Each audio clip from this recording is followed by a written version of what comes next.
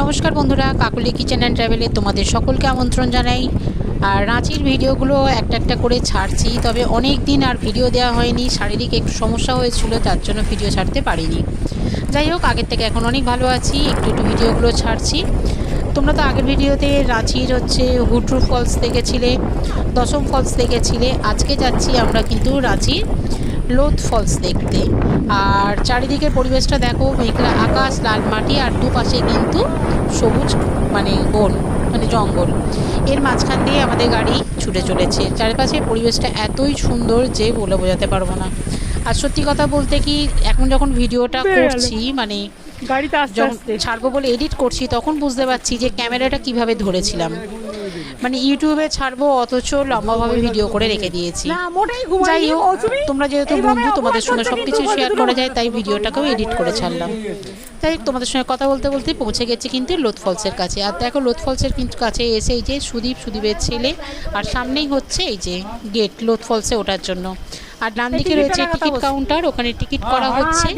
আর ওরা কিন্তু বলেই দিচ্ছে যে কোনো রকম প্লাস্টিকের ব্যবহার কিন্তু ওখানে করতে পারবে না। জল খেতেই পারো তোমরা, কিন্তু কোনো প্লাস্টিকের বোতল বা অন্যান্য জিনিস নোংরা করে চলে আসতে পারবে না।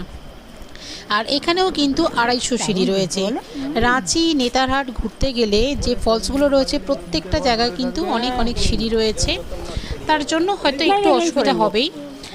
আর অনেক বসার জায়গাও আছে, একটু রেস্ট নিয়ে বসে বসেও যেতে পারবে।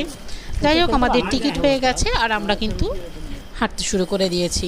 আর এই যে চারপাশটা দেখে বুঝতেই পারছো কত সুন্দর। একপাশে কিন্তু দুদিকেই জঙ্গল, আর মাঝখান দিয়ে রাস্তা করা আছে, একদিকে রেলিং করা আছে। তবে এখানে উঠতে বেশি কষ্ট হয়নি, বেশি কেন, খুব একটা কষ্ট হয়নি। আর দূর থেকেই শোনা যাচ্ছে কিন্তু ঝর্ণার জলের আওয়াজ।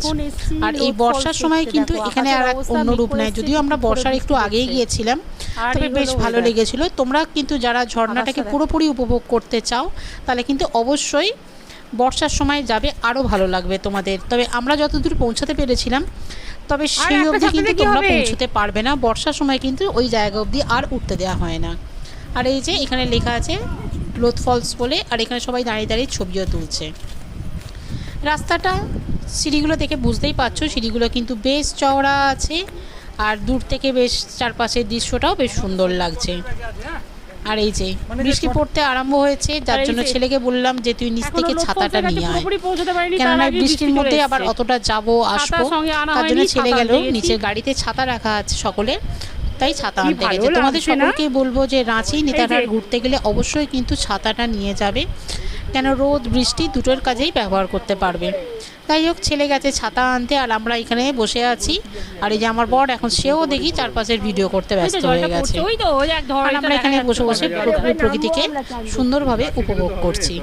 আর দূরে যত দূর দেখা যাচ্ছে, সেটাকে কিন্তু ফোনের ক্যামেরায় সেগুলো বন্দি করছি। একদম এত ভালো জায়গা আছে, কি বলবো। আমরা সব সময় উত্তরবঙ্গের দিকে ছুটি, বিভিন্ন জায়গাতে ছুটি দেখার জন্য, কিন্তু আমাদের পাশের রাজ্যে যে এত সুন্দর জায়গা আছে, যদি আগে না যেতাম সেটা কিন্তু আমি জানতেও পারতাম না। গেছি বলেই বললাম, খুব ভালো লেগেছে। আর দূর থেকে দেখো, দেখা যাচ্ছে ঝর্ণাটা, আর দেখে মনে হচ্ছে আরেকটু করে কিন্তু অনেকটাই যেতে হচ্ছে। আর ওই যে ঝর্ণাটা নামছে ওপর থেকে। বর্ষার সময় কিন্তু বীভৎস জল হয় এখানে। আর দেখো চারপাশে এই যে নিচে দিয়ে নদীটা গেছে।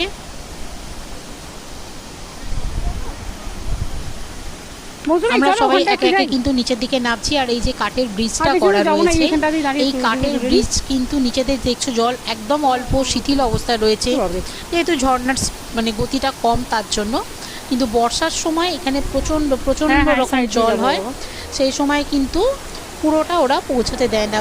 এই যে দূরে দেখা যাচ্ছে ঝর্ণাটা, আমরা কিন্তু ঝর্ণার নিচে অবধি যেতে পেরেছিলাম, যেহেতু এটা বর্ষার সময় ছিল না বলে। তাই যদি বর্ষার সময় হতো, কাঠের পোলের যে লাস্ট পয়েন্ট, সেখানেই কিন্তু ওরা তালা দিয়ে দেয়, আর সেই সময় কিন্তু ওই জায়গাতে আর উঠতে দেওয়া হয় না।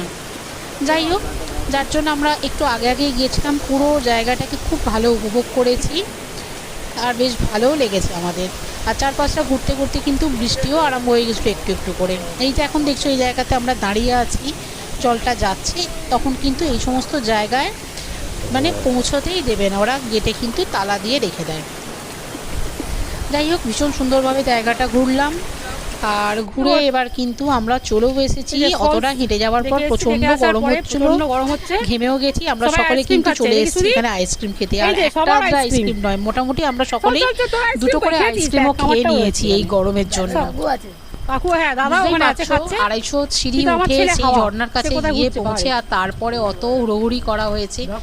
তাই হোক, এখান থেকে এবার আমরা বেরিয়ে যাব নেতারহাটের দিকে। আর নেতারহাট যাওয়ার সময়তেই কিন্তু বিকাল হয়ে গেছে, খিদেও পেয়েছে। দুপুরবেলা এখানে যা পেয়েছি, রাস্তার ধারে একটা ধাবা মতো, সেখানে ভাত ছিল, পটল আলুর তরকারি, আলু ভাজা, পেঁয়াজ লঙ্কা ডাল, আর ছিল গরম গরম ডিমের অমলেট। এই দিয়ে কিন্তু আমরা দুপুরবেলার খাওয়া দাওয়া সেরে নিয়েছিলাম আর যাত্রা শুরু করে দিয়েছিলাম নেতারহাটের উদ্দেশ্যে। নেতারহাটের কিন্তু আরও সুন্দর জায়গা, এই যে সুন্দর রাস্তা, দুপাশারই হচ্ছে পাইন ফরেস্ট। মানে এত ভালো জায়গাটা দেখে আর লোভ সামলাতে পারিনি একটু ছবি তোলা, একটু ভিডিও করার জন্য। এই যে নেমে পড়েছি এখানে, একটু ছবি তুলবো, ভিডিও করবো বলে। চারপাশটা ভীষণ সুন্দর। আর নেতারহাটে যে হোটেলে আমরা থাকবো সেখান থেকে মানে পৌঁছবার আগেই আমরা চলে এসেছিলাম সানসেট ভিউ পয়েন্টে। আর এই যে হলো সানসেট ভিউ পয়েন্ট, কিন্তু যখন আমরা এসেছি তখন কিন্তু আকাশে মেঘ ছিল, যার জন্য কিন্তু আমরা সানসেট দেখতে পাইনি। তবে আমরা মজা করেছি, গল্প করেছি, চারপাশটা ঘুরেছি। এই জায়গাটা আর জানো তো, যেখানে ঘুরতে যাওয়া হয় মানে খাওয়া ছাড়া কিন্তু ঘোরাটা অসম্পূর্ণ থেকে যায়। তার জন্য বিকালও হয়ে গেছে, এবার মনে হচ্ছে একটু চা খাই। আর এখানে দেখলাম বেশ অনেকগুলো কাউন্টার আছে, যেখানে হচ্ছে কোল্ড ড্রিঙ্কস বিক্রি হচ্ছে, পেঁয়াজি পকোড়া এই সমস্ত বিক্রি হচ্ছে। তার জন্য সুদীপ চলে গেছে আমাদের জন্য চা আর পকোড়া আনতে। দেখা যাক সে কখন পকোড়াটা নিয়ে আসে। আর এই সানসেট ভিউ পয়েন্টে বসে বসে কিন্তু আমরা বিকালের চা আর হচ্ছে স্ন্যাক্স যেটা খাবার একটু খাবো। কাছেই হোটেল রয়েছে নেতারহাটে, সেইখানে রাত্রে আমরা থাকবো। পরের দিন আমরা নেতারহাট ঘুরবো, আর সেই ভিডিওটাও তোমাদের সঙ্গে শেয়ার করব। অবশ্যই ভিডিওগুলো যদি আমার ভালো লাগে তাহলে একটা লাইক শেয়ার কমেন্ট করবে, আর আমার চ্যানেলটা সাবস্ক্রাইব করে আমার পাশে থাকবে। জানি ভিডিওগুলো দেখতে হয়তো তোমাদের একটু অসুবিধা হবে, কেননা ইউটিউবের জন্য কিন্তু ভিডিওটা একটু চওড়া করে করলে মানে আড়াআড়িভাবে করলে ভালো হতো, কিন্তু হয়ে ওঠেনি। মানে এত এক্সাইটেড ছিলাম জায়গাটা দেখে যে কখন কীভাবে ক্যামেরা ধরেছি নিজেই জানি না। যাই হোক, নিজের একটা সুন্দর ছবিও তুলে ফেলেছি, সেটাও পোস্ট করে দিলাম তোমাদের সঙ্গে। যাই হোক, এই যে কথা বলতে বলতে তোমাদের সঙ্গে দেখো সুদীপ কিন্তু 2 হাত ভরে নিয়ে আসছে পেঁয়াজের গরম পকোড়া, পেঁয়াজি, আর তার সাথে আসবে চা। আর এই গরম গরম পেঁয়াজি দিয়ে কিন্তু আমরা বিকালে টিফিনটাই সারবো। আর খেতে খেতে তো জানো, চা মানেই পেঁয়াজি মানেই একটু গল্প আড্ডা। আর কি বলবো তোমাদের সঙ্গে। আর নতুন আবার নেতারহাটের অনেক সুন্দর সুন্দর ভিডিও আসতে চলেছে। নেতারহাটেও কিন্তু ভীষণ ভালো জায়গা। আর নেতারহাটে কিন্তু প্রচুর প্রচুর পরিমাণে নাশপাতি চাষ হয়। আমরা যখন গেছিলাম তখন কিন্তু প্রচুর নাশপাতি ছিল। সেই নাশপাতি বাগানের ভিডিও তোমাদের সঙ্গে শেয়ার করব। সেগুলো সমস্ত ভিডিওটা দেখার জন্য কিন্তু অবশ্যই এই ভিডিওটাতে একটা লাইক শেয়ার কমেন্ট করবে। আর ভিডিওগুলো যদি ভালো লাগে আবারও বলছি, তাহলে আমার চ্যানেলটা সাবস্ক্রাইব করে আমার পাশে থাকবে। যাই হোক, খাওয়া দাওয়া হয়ে গেছে, একটু সন্ধেও মোটামুটি হয়ে আসছে। এই সময় আমরা পৌঁছে গেছি নেতারহাটের কিন্তু যে হোটেলে আমরা আছি সেই হোটেলে। আর ওইটা ছিল নেতারহাটের যে হোটেলটা, তারখানে মন্দির। আর মন্দিরের ডান দিকেই আছে কিন্তু পাশেই ছিল ওদের ডাইনিং এরিয়া। তোমরা চাইলে ঘরেও খাবার নিতে পারো, কিন্তু ডাইনিং এরিয়াটাও খুব সুন্দর, মানে লণ্ঠন দিয়ে সাজানো ছিল। আর ছিল বাগানে বেশ কয়েকটা নাশপাতি গাছ, আর তাতেই ছিল বেশ ভরে ভরে নাশপাতি হয়েছে। কিন্তু নাশপাতিগুলোতে হাত দেওয়া যাবে না, তোলা যাবে না, অবশ্যই ছবি তোলা যাবে। আর চারপাশটার পরিবেশও ছিল ভীষণ সুন্দর, রাস্তার ধারে হোটেল। যাই হোক, আগামী 1-2 দিন আমরা এই হোটেলেই থাকবো আর নেতারহাটকে সুন্দরভাবে উপভোগ করব। আর তার সাথে অবশ্যই নেতারহাটের যে সমস্ত জায়গাগুলো রয়েছে দেখার, সেগুলোকেও দেখব। আর তোমাদেরকেও আমার ভিডিওর মাধ্যমে সেগুলোকে দেখাবো। তোমরা যারা যারা নেতারহাট যেতে চাও অবশ্যই কিন্তু যেও, তোমাদের ভীষণ ভীষণ ভালো লাগবে নেতারহাটের জায়গাটা। আর শীতের সময় তো এখানে প্রচণ্ড রকম ঠান্ডা পড়ে। তবে আমরাও যখন গেছি জুন মাসের শেষের দিকে, তখনও কিন্তু রাত্রে আমরা এসি রুম নিয়েছিলাম, এসি চালাতে লাগেনি, গায়ে কম্বল চাপা দিতে লেগেছে। নেতারহাটে কিন্তু এতটাই ঠান্ডা ছিল। সবাই বলে যে গরম গরম, রাঁচিতে গরম, নেতারহাটে গরম, কিন্তু নেতারহাটের পরিবেশ কিন্তু সাংঘাতিক ভালো ছিল। তাহলে ঠিক আছে, আজকের ভিডিওটা এখানেই শেষ করছি। আর নতুন ভিডিও নিয়ে আবার তোমাদের সামনে এসে হাজির হব। অসম্ভব ভালো লাগছে পাইন ফরেস্টটা।